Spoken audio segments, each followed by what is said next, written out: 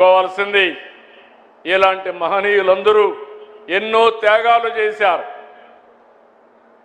దేనికోసం త్యాగాలు చేశారని మనం ఆలోచిస్తే జాతి కోసం త్యాగాలు చేశారు.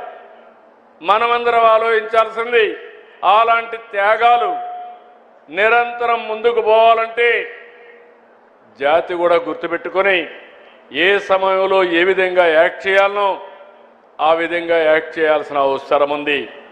నేను ఒకటే హామీ ఇస్తున్నాను. నాకెప్పుడు గుర్తుంటుంది అమరజీవి పొట్టి శ్రీరాములు గారు త్యాగ ఫలితం ఈరోజు ఆంధ్ర రాష్ట్రం భాషా ప్రయుక్త రాష్ట్రం మనకు వచ్చింది. మొన్నటి వరకు ఒకసారి మీరు చూస్తే ఎన్టీ రామారావు గారు తెలుగుదేశం పార్టీ పెట్టే వరకు తెలుగు వారికి గుర్తింపు లేదు. ఈరోజు ప్రపంచం మొత్తం తెలుగు జాతికి గుర్తింపు తెచ్చిన వ్యక్తి నందమూరి తారక రామారావు గారు. ఈరోజు మళ్ళీ మిమ్మల్ని కోరుతున్నా, మనమందరం గట్టిగా పనిచేద్దాం.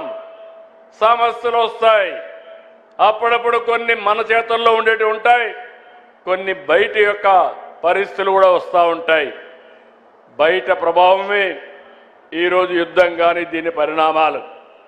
ఇలాంటివి వచ్చినప్పుడు సమర్థవంతంగా ఎదుర్కోగలిగితే భవిష్యత్తు బాగుంటుంది. అందుకే నేను పిలిపిస్తున్నా. నా ఆలోచన ఒకటే, మా మిత్రుడు పవన్ కళ్యాణ్ గారి అదే మరిగా మన ప్రధానమంత్రి నరేంద్ర మోడీ గారు ఆయన ఒకటే ఆలోచిస్తున్నారు. వికసిత్ భారత్ 2047 భారతదేశం ప్రపంచంలోనే నెంబర్ 1 దేశంగా ఉండాలనేది ప్రధానమంత్రి యొక్క ఆలోచన.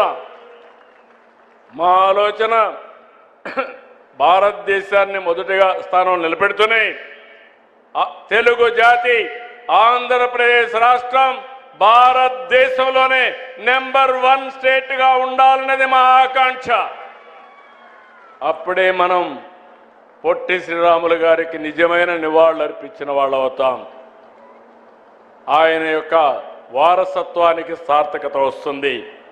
దీనికి మీరందరూ కూడా కృషి చేయాలని మరొక్కసారి కోరుకుంటూ, ఇలాంటి ఒక హిస్టారికల్ సంఘటనలో మనం అందరం భాగస్వాములు కావడం ఇది ఒక చరిత్ర. ఆయన చనిపోయినప్పుడు నేను 2 సంవత్సరాలు ఉన్నా, అప్పుడే పుట్టా. పవన్ కళ్యాణ్ గారు అప్పటికి పుట్టుండరు, కానీ చాలామంది వేదిక పైన పుట్టుండరు. కానీ ఈరోజు ఆయన విగ్రహం పెట్టడంలో, ఆయన స్ఫూర్తిని ముందుకు తీసుకుపోవడంలో మనందరం భాగస్వాములయ్యాం. ఇది మన పూర్వ జన్మ సుకృతంగా భావిస్తూ మరొక్కసారి మీ అందరికీ పేరు పేరున మనస్ఫూర్తిగా అభినందనలు, ధన్యవాదాలు. గట్టిగా చెప్పండి, అమరజీవి అంటే జోహార్ జోహార్, జోహార్ జోహార్, జోహార్ జోహార్, జోహార్ జోహార్.